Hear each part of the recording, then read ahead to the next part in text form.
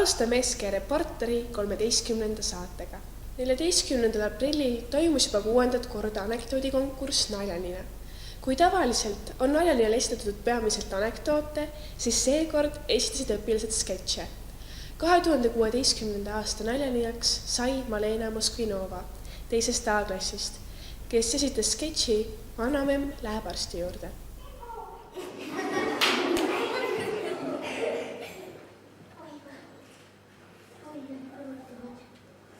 Jõudsin lõpuks arsti juurde. Arst vaatab Vanamemme ja ütleb: Teil on süda väga nõrk. Te ei tohi trepist käia. Vanamemm tuleb kuu aja pärast. Arst vaatab Vanamemme ja ütleb: Nüüd on teil süda korras. Võite jälle trepist käia. Vanamemm vastab: Oi aitäh, ma olin juba tüdinud mööda vihmaveetoru tuppa ronimast. Mis tunne on olla Naljanina 2016? Väga hea ja ma isegi ei mõtlenud, et ma võidan. Kas lavahirm oli väga suur? Ei olnud suur. Kas meeldis? Jah. Nüüd oled sa olnud Naljaninal nii võistleja kui ka žürii liige. Kumb roll sulle rohkem meeldis? Mulle meeldis rohkem olla esineja, sest mulle meeldib rohkem esineda, kui teist ei ole otsust teha. Milline oli võistlejate tase? Võistlejate tase oli üsna kõrge. Ma panin tähele, et juba algklassi noored on väga selge ja kõva häälega lapsed ja hästi puhta diktsiooniga. Kas žürii otsus oli üksmeelne? Jaa, žürii otsus oli üksmeelne. Julius Friedrich Seljamaa 133. sünnipäeva tähistati 8. aprillil Sindis erilise pidulikkusega. Pidulik sõnavõtt koolidirektori ja härra Jüri Trei poolt väljendas selgesõnalist soovi püstitada tema sünnilinna juba lähiaastatel mälestusmärk. Ta oli Eesti esimese välisdelegatsiooni liige Eesti ja Venemaa rahu läbirääkimistel. Seljamaa portree võtab meid vastu koolimajja sisse astudes. Aga Julius Seljamaa väärib kindlasti rohkemat.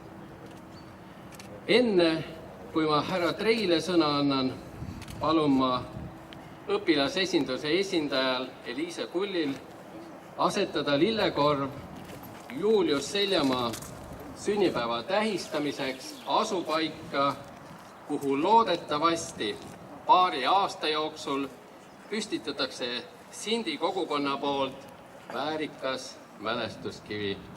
Palun.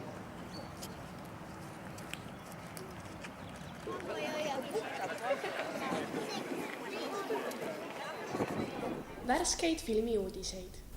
Stuudioringil on valminud uus lühifilm Otiilia, mis jutustab klassiõdedest, kelle uurimustöö kirjutamine võtab ootamatu pöörde. Film võitis filmifestivali JATS parima filmi ja parima stsenaariumi auhinna. Sintlased saavad filmi näha 6. mail kell 6 kooli filmiõhtul.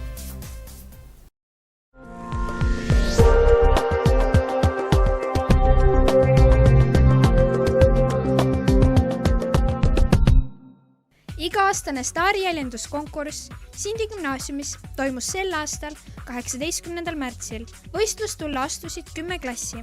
Parimaks osutusid 8 A-klass ja 2 A ning 2 B ühiskavaga ma pean playbackile saama. Peale autasustamist andis võimsa etteaste noortebänd Howling Sky. Õhtu lõpetas disko.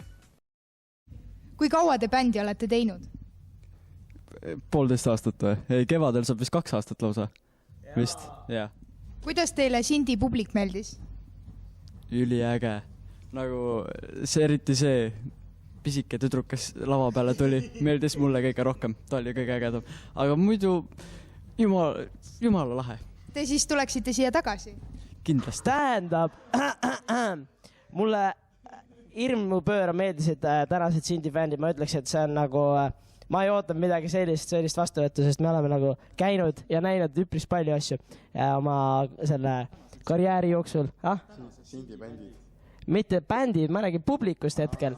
Nii, ja siis, mis ma tahaksin veel öelda, mulle tohutult meeldib ka see, et isegi meie kõige kehvematel üritustel on alati meil olnud toeks üks inimene, või mitte alati, aga enamus ajast ütleme, niimoodi ütleme, kui ikka väga, pekki läheb kõik, et siis tema ikka toetab ja see on Liisbet ja ta elab, ma ei tea, kus ta elab, aga ta elab ka kuskil siin Sindis ja siis põhimõtteliselt nagu aitäh, Liisbet, et sa oled siin Sindis. Kolmandal veerandil toimus mitu erinevat viktoriini. Algklassid võistlesid omavahel 3. märtsil. Viktoriini teemaks oli talvised rahvakalendri tähtpäevad. Samal päeval toimus aulas maakondlik ühiskonnaõpetuse viktoriin 9. klassidele. 12. aprillil toimusid Sindi gümnaasiumis maakondlik vene keele viktoriin 6. kuni 9. klassidele.